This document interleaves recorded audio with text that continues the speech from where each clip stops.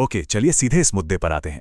तमिलनाडु की राजनीति में इस वक्त जो हो रहा है ना, वो किसी सस्पेंस थ्रिलर से कम नहीं है। राज्य की पूरी राजनीतिक दिशा इस वक्त एक अभूतपूर्व गतिरोध पर आकर रुक गई है।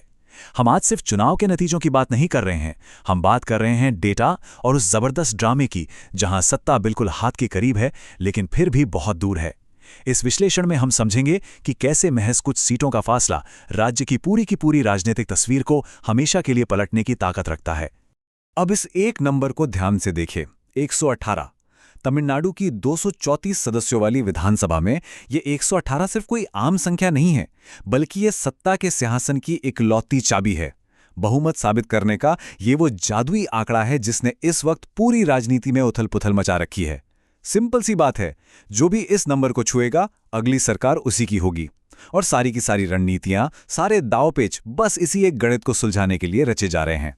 तो आज हम क्या क्या डिकोड करने वाले हैं, फटाफट एक नजर डालते हैं। सबसे पहले हम त्रिशंकु विधानसभा के सटीक नंबर्स को देखेंगे, फिर 118 के इस मैजिक नंबर को समझेंगे। उसके बाद टीवीके को मिल रहे इनकार, विधायकों की खरीद फरोख्त यानी हॉर्स ट्रेडिंग के गंभीर आरोपों पर बात करेंगे। और आखिर में जानेंगे उन अभूतपूर्व गठबंधनों के बारे में जिनकी किसी ने कल्पना भी नहीं की थी। चलिए पहले पॉइंट से शुरुआत करते हैं, द हंग वर्डिक्ट नंबर्स। जमीनी हकीकत क्या है? अब इस स्लाइड में जो सबसे दिलचस्प बात है वो ये है कि अभिनेता से राजनेता बने विजय की पार्टी टीवीके 108 सीटों के साथ सबसे आगे चल रही है। किसी भी नई पार्टी के लिए ये वाकई एक ऐतिहासिक शुरुआत है, लेकिन इतनी बड़ी लीड के बावजूद वे बहुमत से बस थोड़ा सा ही पीछे रह गए। अंतिम आंकड़ों को देखें तो डीएमके को 59 और एआईडीएमके को 47 सीटें मिली हैं। इसके बाद पीएमके के पास 4 सीटें हैं। आईयूएमएल, सीपीआई और सीपीआईएम के खाते में 2-2 सीटें आई हैं। और हां, बीजेपी, डीएमडीके और एएमएमके को 1-1 सीट मिली है। तो स्पष्ट है, किसी के पास भी बहुमत नहीं है।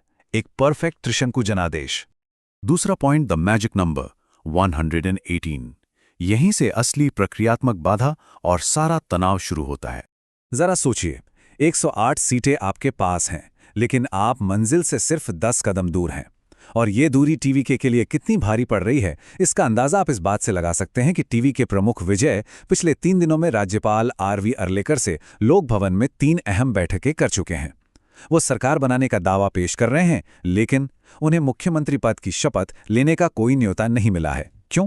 क्योंकि वह 118 विधायकों के समर्थन वाली वो जरूरी लिस्ट राजभवन को सौंपने में अभी तक विफल रहे हैं। अब आते हैं तीसरे हिस्से पर, टीवीके को समर्थन देने से इनकार। ये 10 सीटों की खाई आखिर भर क्यों नहीं रही?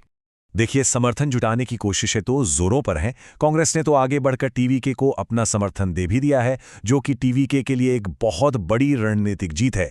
लेकिन कहानी में ट्विस्ट ये है कि आईयूएमएल और एएमएमके में साफ तौर पर पब्लिकली कह दिया है कि नहीं, हम टीवी का समर्थन नहीं करेंगे। अब ये कोई छोटी बात नहीं है, इसके पीछे गहरे वैचारिक मतभेद हैं और अपने पुराने वोट बैंक को बचाए रखने की चिंता है। वो एक बिल्कुल नई पार्टी के पीछे खड़े होकर अपना वजूद खतरे में नहीं डालना चाहते। खैर, इन झटकों के बाद अब सबकी निगाहें वीसी के प्रमुख के साथ होने वाली अगली और बेहद क्रूशियल मीटिंग पर टिकी हैं। चौथा point, allegations of horse trading. जब सत्ता इतनी करीब हो तो जाहिर है कि राजनीतिक घर्षण भी चरम पर होगा। और ये स्लाइड इस मौजूदा राजनीतिक तनाव को बिल्कुल सटीक तरीके से दर्शाती है। एएमएम के प्रमुख दिनाकरण ने सीधे तौर पर टीवीके पर हॉर्स ट्रेडिंग यानी विधायकों की खरीद फरोख्त का आरोप लगा दिया है। उनका कहना है कि विधायकों को पोच किया जा रहा है, उन्हें तोड़ा जा रहा है। हम यहाँ किसी का पक्ष नहीं ले रहे, लेकिन निष्पक्ष रूप से देखें तो ये आरोप खुद में बताते हैं कि 118 का ये जो जादुई आंकड़ा है, इसे पाने की हताशा किस हद तक बढ़ चुकी है। सत्ता की ये दौड़ अब काफी गंभीर मोड़ ले चुकी है। और अंत में हमारा 5वां पॉइंट, अनप्रेसिडेंटेड राइवल अलायंसेस। और सच कहूं तो ये इस पूरे घटनाक्रम का सबसे चौंकाने वाला पहलू है। जरा इस समीकरण को देखिए। एक तरफ एआईएडीएमके एनडीए से बाहर निकलने के रास्ते तलाश रही है, लेकिन असली धमाका दूसरी तरफ है। एआईएडीएमके अपनी सबसे पुरानी, सबसे कट्टर विरोधी पार्टी डीएमके के साथ मिलकर सरकार बनाने की संभावनाएं टटोल रही हैं। अगर हम थोड़ा इतिहास में पीछे जाएं तो 1972 में जब एमजी रामचंद्रन डीएमके से अलग हुए थे, तब से लेकर करुणानिधि और जयललिता के दौर तक इन दोनों पार्टियों की दुश्मनी भारतीय राजनीति की सबसे कड़वी हकीकत रही है। वे दशकों तक एक दूसरे के धुर विरोधी रहे, लेकिन आज ये दोनों एक साथ आने पर विचार कर रहे हैं। है ना कमाल की बात? तो इस सब का निचोड़ क्या है? निचोड़ ये है कि त्रिशंकु जनादेश की असलियत यही होती है। 108 और 118 के बीच का ये जो 10 सीटों का मामूली सा गैप है ना, इसने राज्य की पूरी स्थापित राजनीति को पलट कर रख दिया है।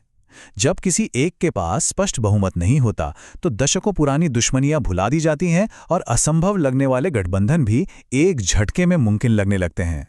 तो जाते जाते हम आपको एक बहुत ही अहम सवाल के साथ छोड़ना चाहेंगे। क्या 11 सीटों की ये मजबूरी तमिलनाडु की इन पारंपरिक राजनीतिक दुश्मनियों को हमेशा के लिए बदल देगी? क्या हम तमिलनाडु की राजनीति के एक बिल्कुल नए युग की शुरुआत देख रहे हैं? इस पर जरूर सोचिएगा। आज के इस विश्लेषण में हमारे साथ जुड़ने के लिए बहुत बहुत धन्यवाद।